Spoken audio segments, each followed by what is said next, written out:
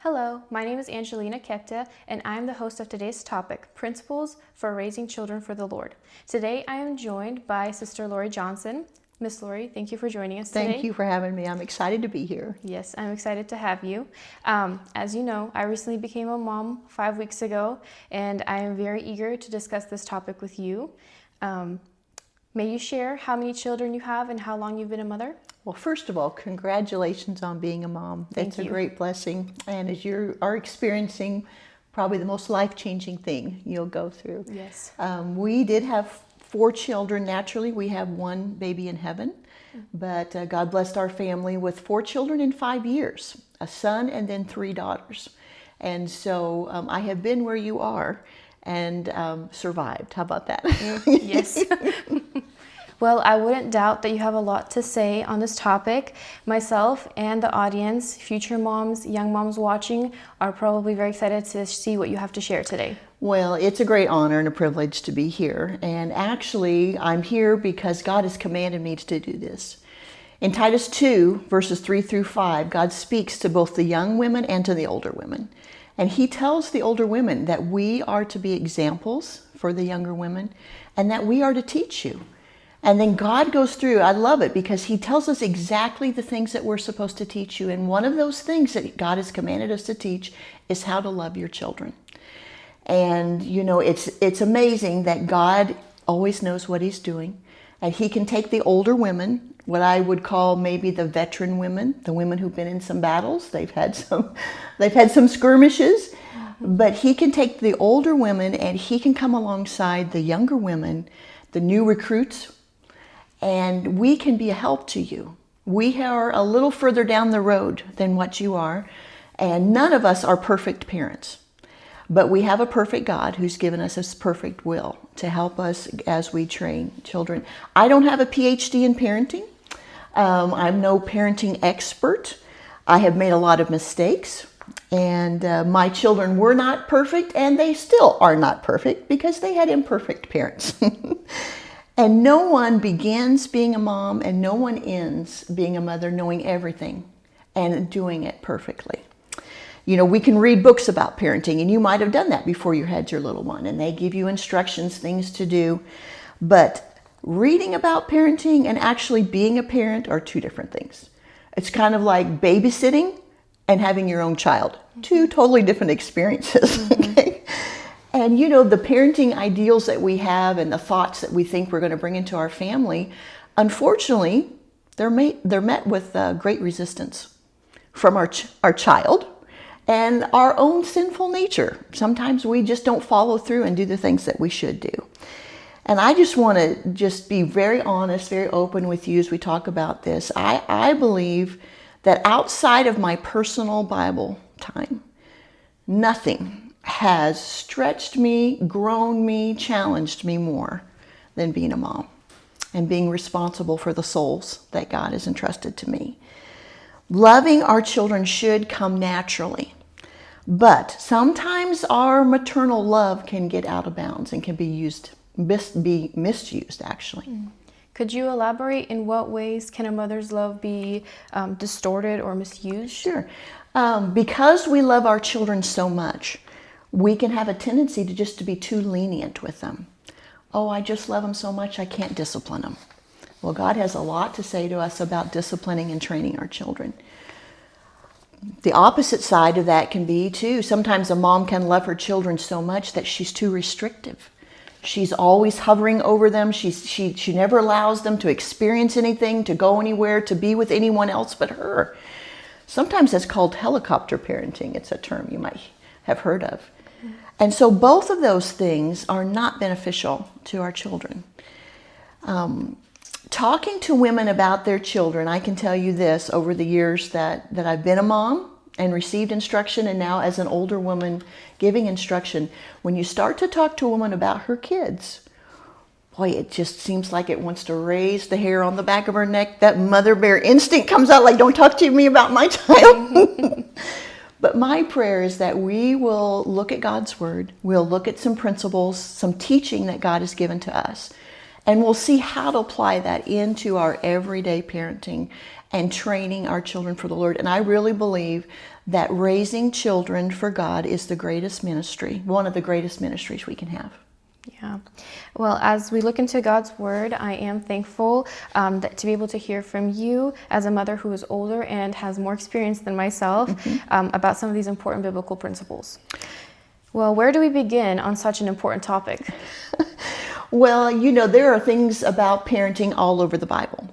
And one of the things that I'm so thankful for is that God gave us examples, first of all, of parents in the Bible.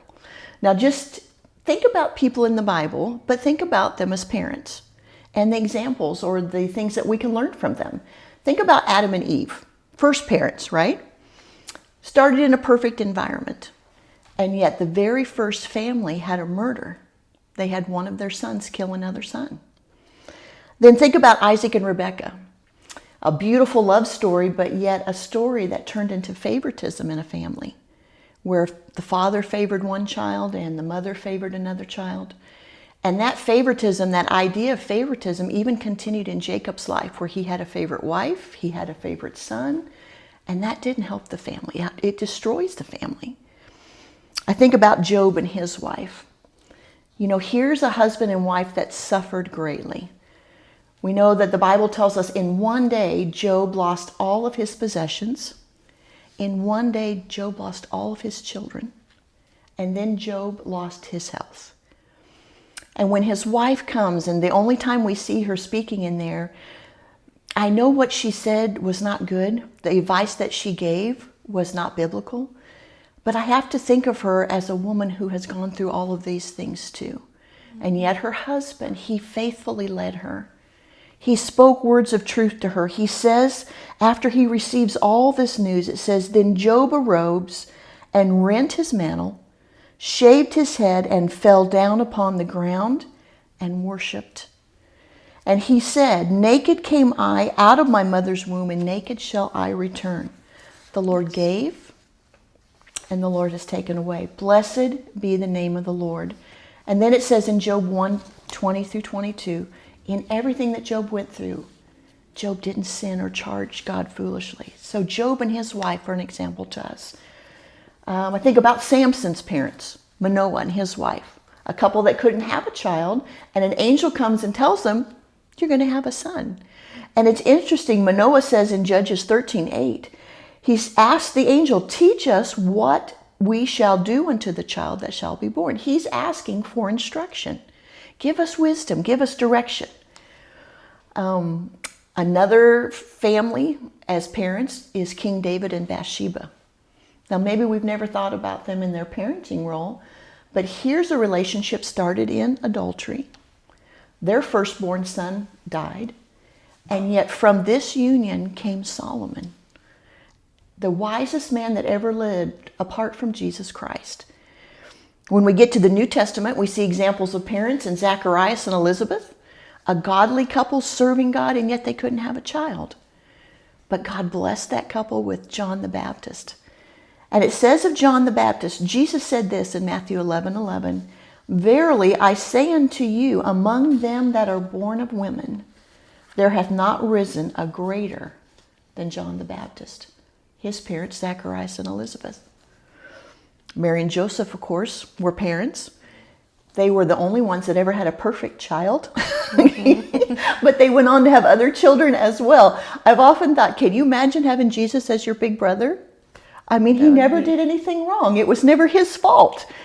But his siblings, they had sinful natures. And then we read about Eunice and Lois in the New Testament as well, a mother and a grandmother of Timothy, and the godly influence that they had on their lives. But we don't read anything about their husbands. And I've often wondered, where were the men in this scenario? Where was their input? Perhaps it was missing, and sometimes it can still be missing today in our parenting.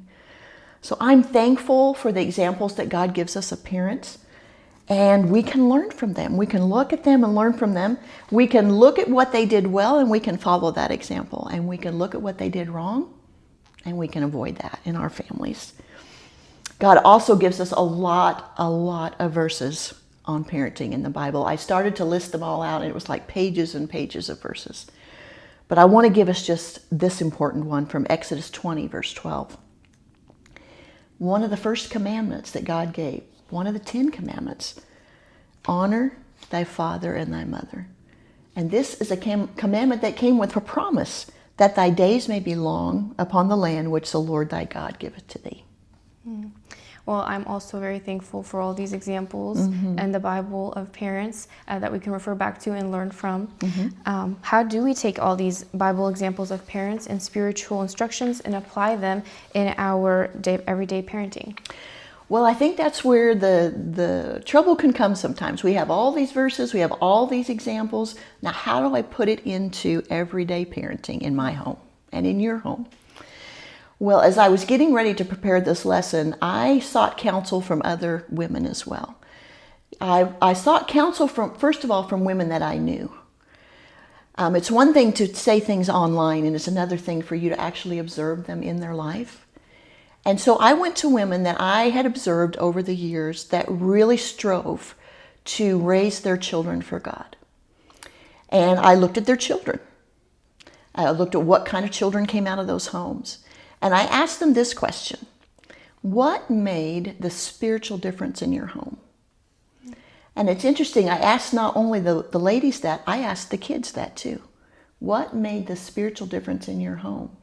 And so I got lots of different things. But you know, as I started getting all this information together, I started seeing the same principles from different families, maybe stated in different ways, but the same principles given over and over again. And so that's what I've taken into this lesson and into our next lesson, is to try to take godly principles and put them into practical parenting.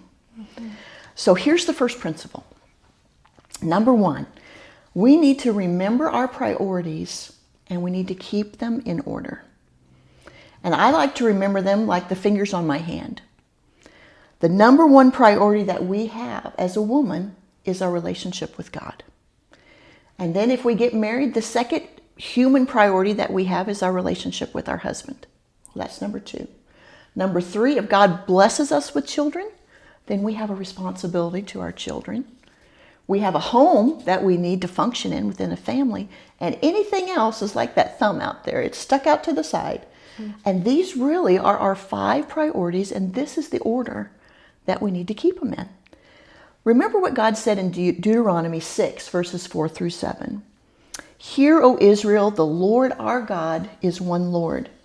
Verse 5 says, and thou shalt love the Lord thy God with all thine heart, and with all thine soul, and with all thy might. And these words which I command thee this day shall be in thine heart, and thou shalt teach them diligently unto thy children, and shalt talk of them when thou sittest in the way, when thou walkest by the way, and when thou liest down, and when thou risest up. So the first priority that we have in our lives as women, and as women that want to raise our children for God, is our relationship with God. Number one, we cannot put into our children's lives something that's not in our lives. Deuteronomy says, thou shalt love the Lord thy God with all thy heart. It has to be in our hearts first. And not only in our hearts, but it has to be lived out in our actions and lived out in our home. God's truth and our heart to obey them will be demonstrated in many different ways in our everyday living. What we talk about, who we talk about, how we talk about, how we treat others, all of those things are a demonstration of our heart for God and His principles in our life. And we have to depend upon the wisdom of God when it comes to raising these children for Him. To keep God first in our life, we need to be in His Word. Because biblically serving our families and caring for our homes and instructing our children in the ways of God, we don't just naturally know how to do that. But God has put all of those things in His Word for us. He's told us what we need to know. And we cannot hope to get it right when it comes to raising our children for God. God has given us examples. God has given us instructions. And that's what we need to follow. Our first priority in raising children for the Lord is our relationship with God. Absolutely, number one. But that second priority in raising children for God is in our relationship with our husband. This is really huge. A huge part of successfully raising our children is our relationship with our husband. That's the first human relationship that they observe. And many times mistakes can be made when we put our children over our husband in our home. Someone explained it to me this way years ago. Our children come into our home and eventually they will leave our home. But the husband-wife relationship remains. And we don't want to allow that relationship, that priority relationship, the first relationship that God created in the garden was a husband and wife.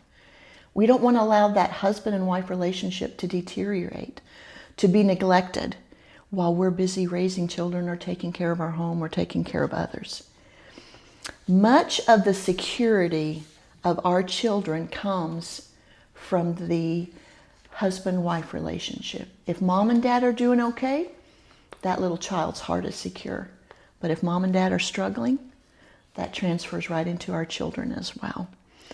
You see, we are a team when it comes to raising our children. It's not you're the dad, you go make the money, and I'm the mom, and I'll take care of raising the children. God has given those children to us together to raise. And so that husband is so, so important. Yes, so our first priority is God, and our second priority is our husbands. Yes. Well, if you remember, God, husband, and then children. Now we're to the kids, right? Yes. Children are precious gifts from God. They are eternal souls that God entrusts to our care. Boy, that's a heavy responsibility. Even more so above just keeping them alive every day, yes. Keeping them fed and keeping them clean. And many, many mistakes in raising children for God and for His glory come in making the child the center of the family. Now you might say, well, what does that look like? What do you mean by that? Well, we start to operate and we start to ask little questions like this. Well, what does little Ivan want to do?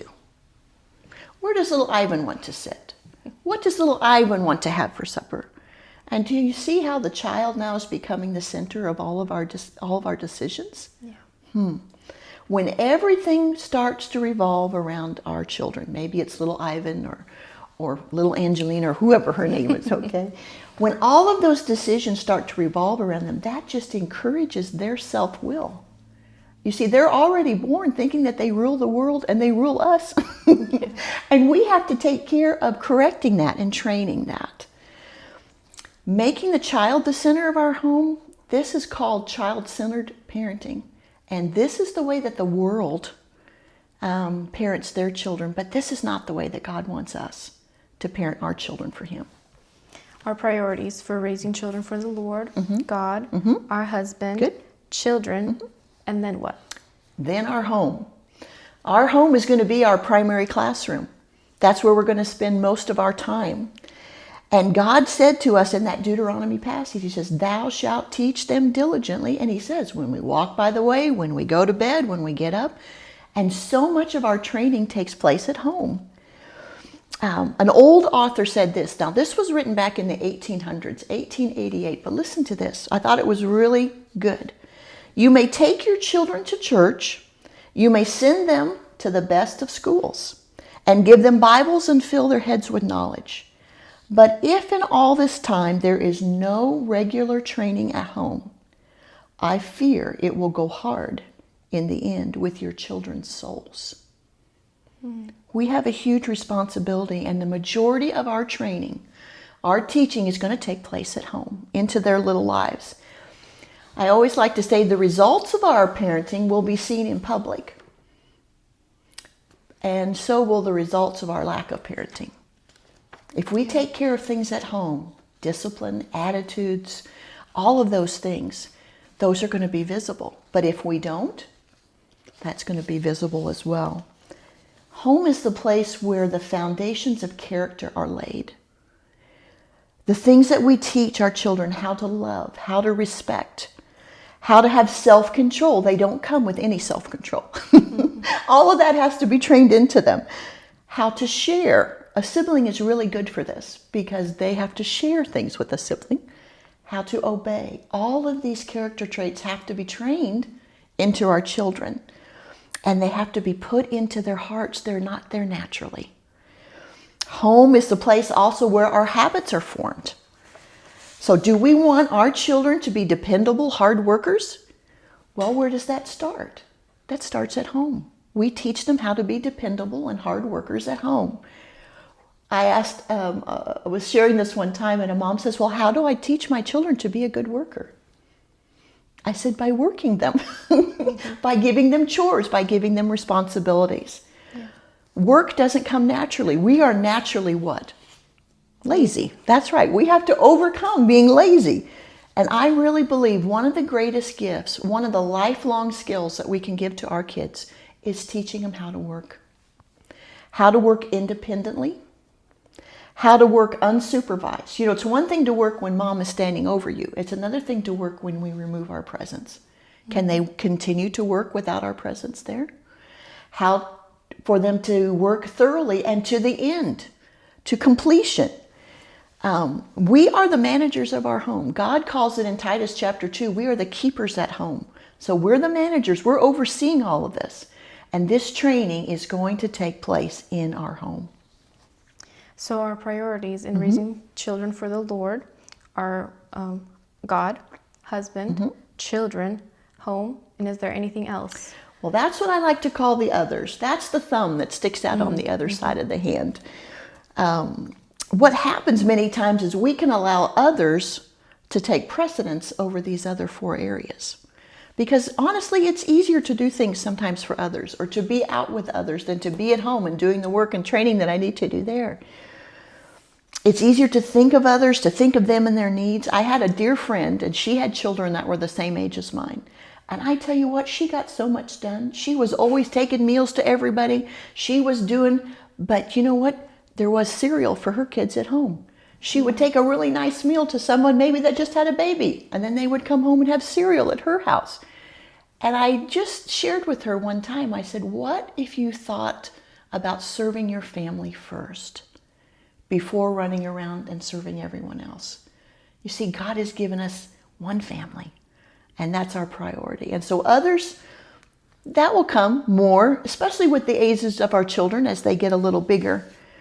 But if we want to dedicate ourselves to raising children for the Lord, I really believe the first principle, God, our husband, our children, our home, and anything else.